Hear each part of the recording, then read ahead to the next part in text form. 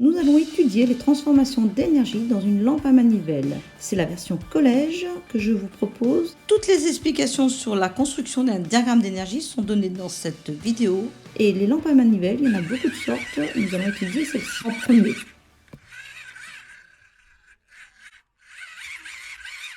Quand vous tournez, c'est de l'énergie cinétique qui va entraîner les roues ici et on va faire tourner. Alors en fait, à l'intérieur, c'est un système qui transforme l'énergie cinétique en énergie électrique.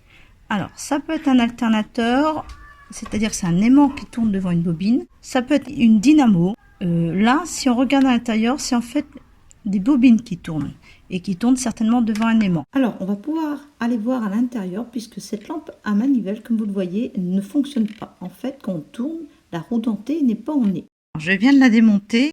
Elle était comme ceci à l'intérieur. Et si on regarde à ce niveau-là, les petites roues ici, eh bien, elles sont cassées là. Et les morceaux sont ici. Et donc, quand on tourne ici, à un moment donné, ça tourne. Et là, ça tourne plus. Et ce système d'engrenage est très intéressant. Enfin, comme tout système d'engrenage. C'est-à-dire qu'à un tour de manivelle ici, on a un tour de roue dentée ici. Qu'entraîne la petite roue dentée ici. Et donc, elle va faire plein de tours quand elle n'en aura fait qu'un. Et elle entraîne en fait celle-ci. Et elle, quand elle aura fait un tour complet, eh bien on comprend bien qu'ici, il y aura beaucoup plus de tours. Et donc, on entraîne très rapidement la dynamo. Alors, à l'intérieur, qu'est-ce qu'on a?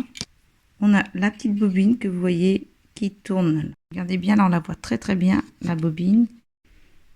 Et les aimants sont à l'intérieur ici. Et en fait, c'est un petit peu compliqué à expliquer, mais ça sort un courant continu. Il y a une manière de faire, hein, c'est la dynamo. Alors, si on arrive à faire tourner ça, j'ai déjà ma petite idée, eh bien, on va produire l'électricité. Comme lui est cassé, hein, j'espérais quand j'ai démonté le réparer, hein, pour en avoir une de plus pour mes élèves. Là, à part réparer ça, mais je vois pas trop comment. Eh bien, ici, on va se servir de cette dynamo et avec une perceuse, on va entraîner la dynamo. Et les doubles fils que vous voyez ici, c'est une dérivation, c'est-à-dire qu'en fait, la dynamo alimente l'ampoule, mais on peut aussi récupérer le courant à ce niveau-là. Ah, j'ai tout démonté, donc on voit bien la dérivation ici et les deux façons de récupérer le courant. Tiens, regardez, on voit bien que c'est aimanté à l'intérieur. Il y a des aimants à l'intérieur. Et là, ce ne sont pas les aimants qui tournent, mais la bobine. Dans le cas de la dynamo, j'ai ma perceuse, je bloque ici, donc là ça tourne. À fond, la lampe ne brûle pas. Alors là, j'ai branché un voltmètre aux bornes des deux, sorti de la dynamo. Je fais tourner tout doucement. La tension est petite. Je tourne de plus en plus vite.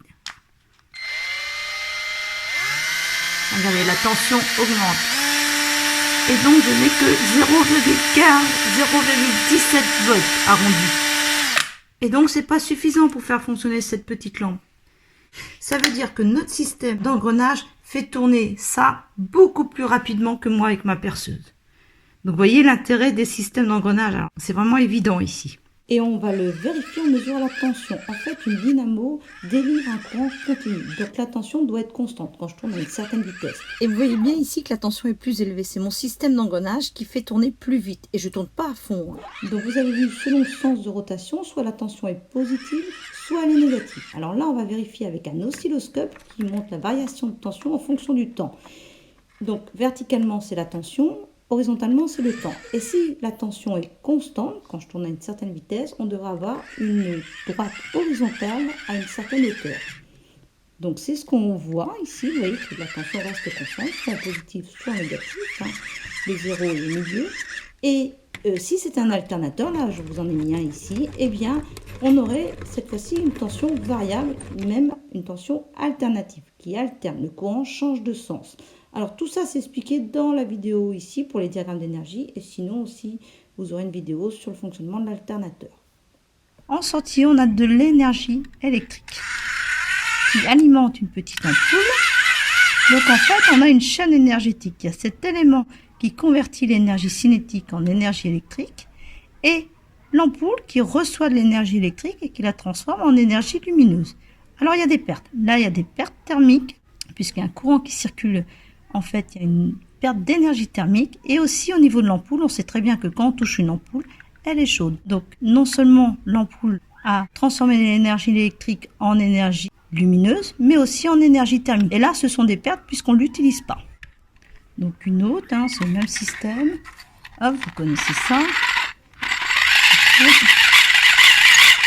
Et maintenant, on va faire le diagramme d'énergie. Soit on traite de la lampe à manivelle et on regarde ce qu'on a en entrée et en sortie. On a de l'énergie cinétique en entrée et en sortie de l'énergie lumineuse. Voilà. Et dans ce cas-là, on met la lampe à manivelle dans un ovale pour le convertisseur. Ou on regarde la chaîne à l'intérieur, le dispositif qui transforme l'énergie cinétique en énergie électrique et la lampe dans un deuxième convertisseur. Je vais vous montrer ça en schéma. Dans un premier temps, nous allons faire le diagramme d'énergie de la lampe à manivelle dans son ensemble. Et donc, on va mettre la lampe à manivelle dans l'ovale, c'est le convertisseur. De quoi a besoin la lampe à manivelle pour fonctionner? Eh bien, il faut l'actionner, il faut tourner. Donc, il faut amener de l'énergie cinétique qui est transformée en énergie. Qu'est-ce qui se passe? Ici, il y a de la lumière, donc en énergie lumineuse. Énergie à l'entrée, énergie cinétique, énergie en sortie, énergie lumineuse. Donc, c'est très facile un diagramme d'énergie. Et on sait aussi qu'il y a des pertes, il y a de l'énergie thermique qui est perdue. Alors, soit on la met en diagonale comme ceci, et on ajoute bien perdue, pour dire qu'elle est inutile. On peut aussi la mettre bien verticalement, et là, on sait qu'elle est perdue. Ça paraît évident. Alors, ensuite, on peut se dire qu'à l'intérieur, il y a la dynamo et la lampe, et donc deux convertisseurs. Et donc, on va faire la chaîne énergétique complète. On va mettre le premier convertisseur, la dynamo, et on va mettre l'ampoule. Alors, de quoi a besoin la dynamo pour fonctionner? D'énergie cinétique. Elle la transforme en énergie électrique. L'ampoule reçoit cette énergie électrique et la transforme en énergie lumineuse. L'ampoule brille.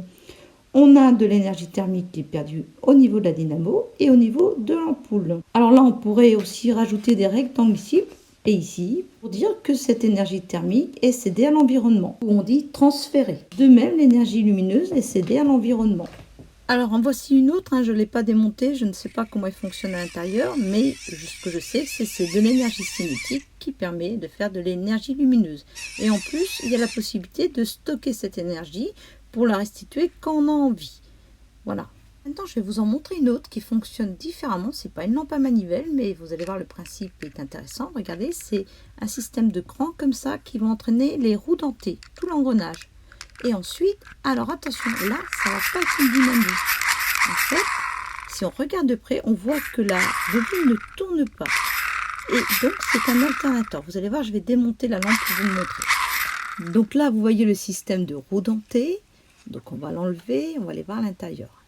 Alors déjà, ce petit système, vous avez compris qu'il entraînait la petite roue dentée qui entraîne la grosse et ensuite le bloc gris que vous voyez ici. Alors, qu'est-ce qu'il y a dans ce bloc gris? Eh bien, il y a un aimant, c'est l'aimant. Voilà, et l'aimant, quand il est dedans, ici, c'est lui qui tourne devant la bobine. Alors, on va regarder un peu plus près la bobine, elle est ici, c'est comme dans l'alternateur de bicyclette. Vous voyez les deux extrémités de la bobine ici, voilà, qui sont reliées à la bobine, évidemment, et qui sont reliées au système des petites lampes ici. Voilà, pour les faire briller. Et quand ça est devant la bobine, un aimant qui tourne devant une bobine crée un courant alternatif. Ça, vous avez la vidéo sur l'alternateur de bicyclette et aussi sur le principe de l'alternateur que vous pouvez aller voir. Voilà, tout le petit système. Je pense que vous avez bien compris le fonctionnement. Et ici, vous voyez les 8 pointes en acier qui sont attirées par l'aimant. Donc, c'est un aimant à 8 pôles, comme pour l'alternateur de bicyclette. Et voilà, sur les diagrammes d'énergie, vous avez cette version qui explique de A à Z. Il y a aussi une version avec des exercices pour vous entraîner. Et sinon, des convertisseurs comme la lampe de poche, l'alternateur de bicyclette, la pile électrochimique, la voiture solaire, les panneaux solaires et bien d'autres. Tout ça, c'est dans la playlist Les transformations d'énergie. J'indique aussi 2 autres playlists sur d'autres thèmes. Et il y en a beaucoup d'autres qui sont abordés sur cette chaîne de Labo Science.